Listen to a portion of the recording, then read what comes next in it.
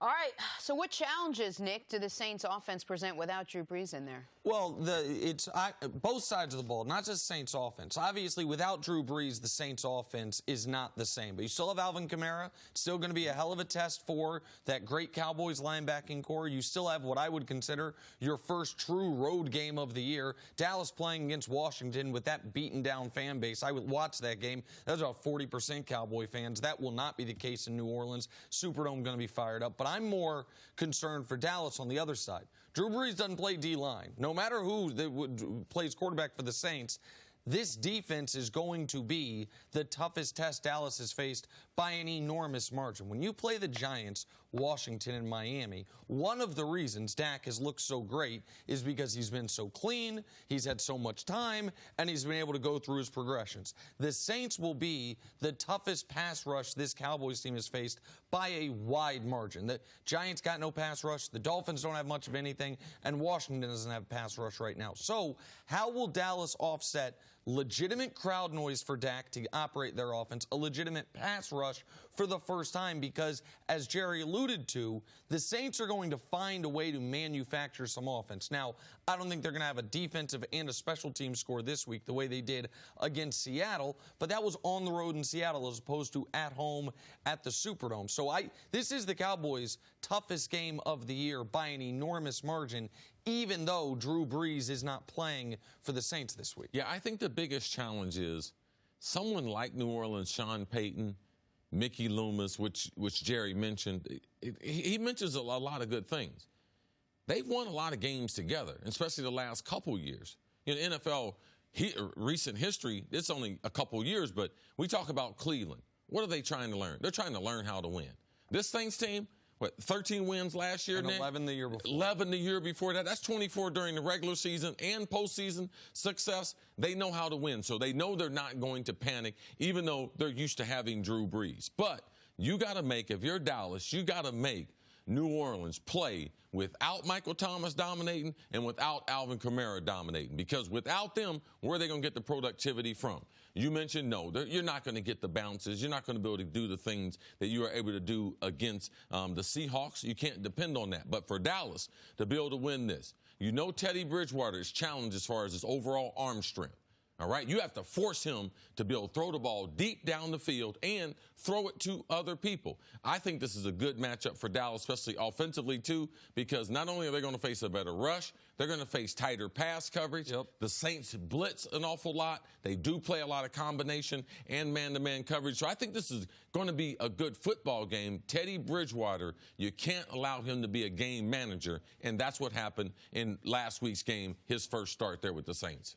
And Nick, we've talked the last couple of weeks about how beneficial it's been to the Cowboys to be able to sort of rest Zeke and ease him back into it. Are we going to see unleashed full package 100%. of Zeke Elliott? Listen, the Saints defense has not been great this year except for rushing the passer where they've been a top 10 team.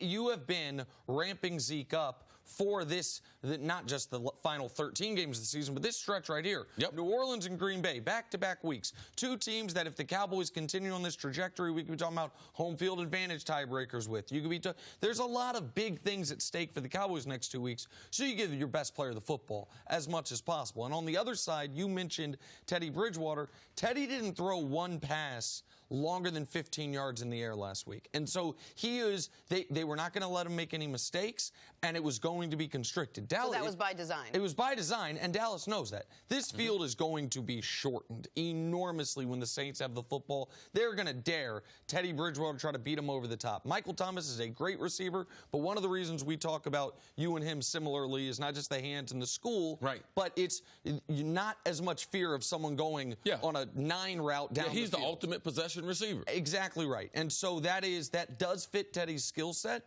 but that also means you are going to be able to you're not going to have a safety over the top at all times for Dallas. So there's to me, there's a really interesting matchup because it is the first Saints-Cowboys game in recent memory where you feel like, oh, the Cowboys got the benefit of the better quarterback. How can the Saints offset that when in years past that wasn't the case? Now, I will say this.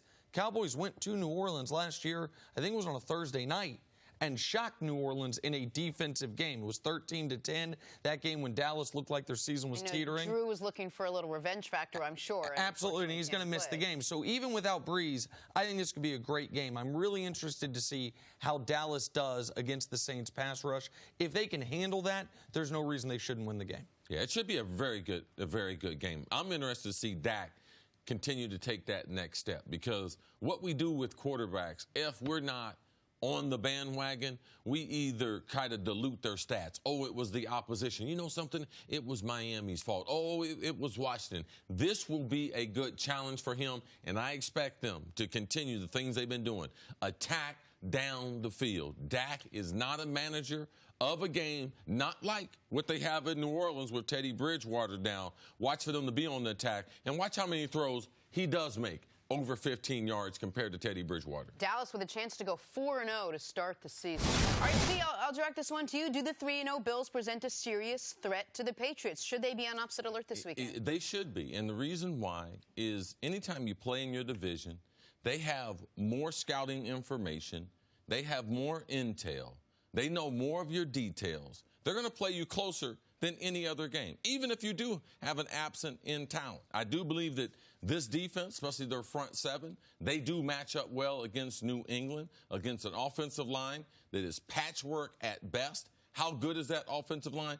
Can Buffalo take them out of their running game, put pressure on Tom Brady? Yes, I do believe that. But a lot of it with Brady now is going to be tackling, because he's not going to hold the ball an awful long time. He's going to get the ball out of his hand, in guys' hands, in space, so they can make plays. So can Buffalo tackle? Because I do believe that their front seven, it matches up well. I believe that their defensive staff, led by their head coach, who used to be a defensive coordinator, he's always put together good game plans going against Josh McDaniel and Belichick. So coming in, they'll have some confidence. With that offensive line, with wholesale changes up and down that offensive line, I'm sure Buffalo's defensive front, they have tremendous confidence facing them this Sunday. When you looked at the season going into it, one of the reasons that I said I thought Buffalo would be a playoff team in the AFC was, if you looked at the schedule, which I love to do, we said this could be 3-0 versus 3-0 in Week 4 at home in Buffalo, and what would be one of their bigger home games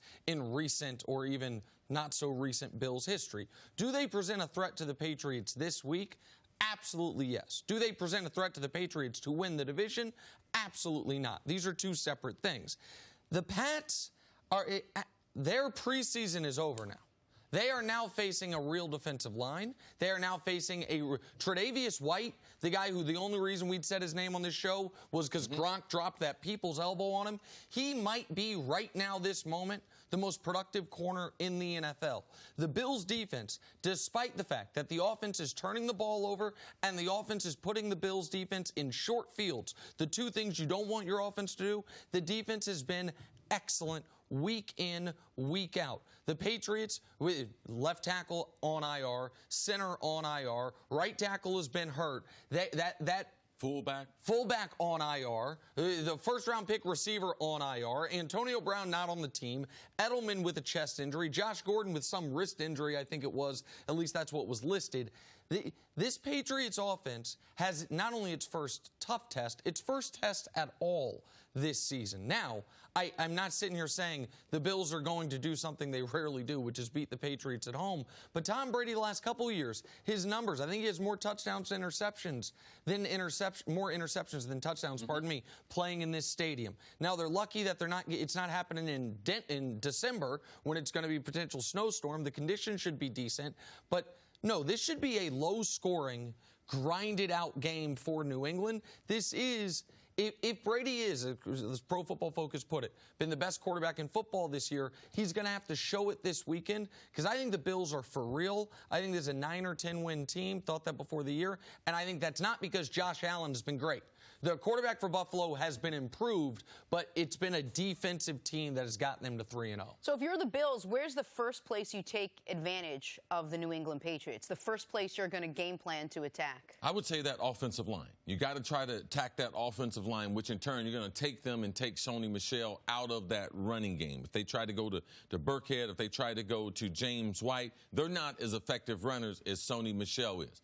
How are they when they're at their best? That's when Sony Michel is running the ball between the tackles, which leads to play-action pass, which leads to bigger shots down the field for Brady. That, to me, is the biggest advantage. The biggest disadvantage to Buffalo happens to be their passing game going against Stephon Gilmore, best cornerback right now in football, playing with the best secondary in football with typically a top 3, top 5 defense. So advantage to the defensive front of Buffalo. Great question by you, Jenna. Disadvantage is how can the quarterback and the wide receivers operate against what we consider to be a great secondary? The Patriots have not allowed a point in the first half since the playoff game against the Chargers. Their defense has not allowed a touchdown of any kind, defensive touchdown, I should say, since the playoff game against the Chiefs. The Patriots defense is exceptional. So Josh Allen's going to struggle. One thing about the Pats offense, Bill Belichick seems a little nonplussed, if you will, with Sony Michel. He has not been as productive this year as he was last year. If you saw in the Week 3 game, all of a sudden, Rex Burkhead's getting more involved because they were dropping down the depth chart. So Buffalo is going to, I would imagine, sell out against the pass and to try to make sure those big plays New England's been killing people with throughout the year and see if they can contain the running game. But for Buffalo to win this game, it's got to be in the teens. I don't know if they can hold the Patriots in the teens, but this is the Pats' toughest test up to this point of the season by a wide margin. Thanks for watching. Subscribe here to get the latest from the show. Also, be sure to check out more of the best clips from First Things First, or go watch a few segments from our other shows on FS1.